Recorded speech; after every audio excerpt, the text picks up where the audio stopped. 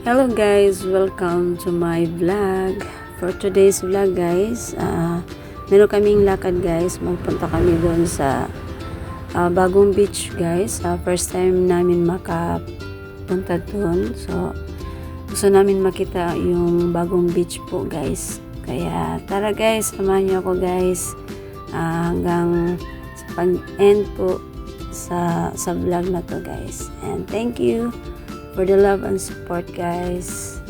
So enjoy watching guys habang papunta kami doon sa beach na pupunta namin guys. So dumaan muna kami dito guys. Ito pala yung coffee shop ng sa mga Cebuala.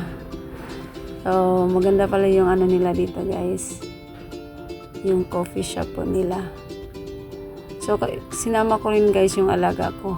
Yung alaga kong puppy guys. Dinala ko kasi kawawa naman iwan ko sa bahay. So dito na kami guys sa beach na pupunta namin. Dito na kami guys sa beach. Yung name po ng beach guys is Radens. So excited na ako guys na papasok po dito guys.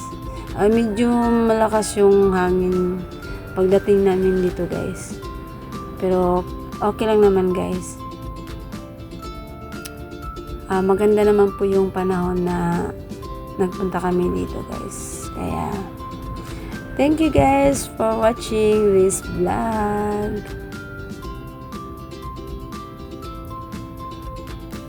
So dito na kami guys sa entrance po ng Radens.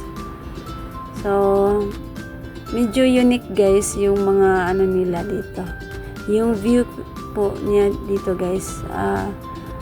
Gusto ko yung view din nila guys. Nakaka-relax po sa pakiramdam po guys. Kaya sa gustong magpunta dito, sa hindi pa nakapunta, ayan, punta kayo dito guys. Yung entrance po medyo pero sulit naman po yung pagpasyal nyo dito guys. 150 po yung entrance po dito na binayaran namin. So merong kayong mapasyalan dito guys na may enjoy talaga kayo guys. So, nagbabayad kami dito guys ng entrance po namin. Kaya thank you sa nag-free po sa entrance namin. Thank you. And happy birthday sa nag-birthday. So, nagpunta kami dito guys kasi i-held yung birthday po niya. Kaya happy birthday, Suy. Ayan po yung guys, yung view po ng beach po niya. So maganda yung view niya guys, lalo na yung magpunta kayo dun sa baba. Sobrang ganda po.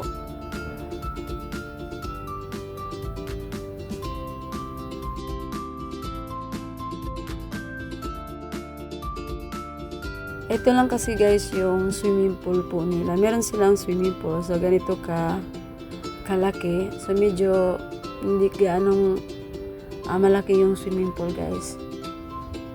Kasi dati pala guys, yung beach na to is private pala to siya. So ngayon nila na sa yung public guys. So meron nang nakapasok na dito guys.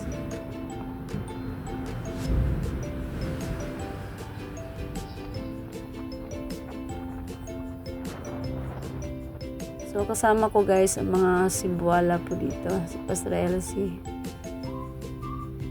So, nagbaba na kami guys, punta na kami dito sa baba. So, ito po yung beach po sa baba. So, actually guys, yung lakas ng alon po niya. So, hindi naman po lahat ng panahon ganyan po siya sa alon. Ngayon lang na medyo maano yung alon niya guys. Malakas. Kasi mahangin guys sobrang lakas ng hangin. Pero wala naman siyang ulan guys. Lang talaga. malakas naman talaga yung hangin po niya.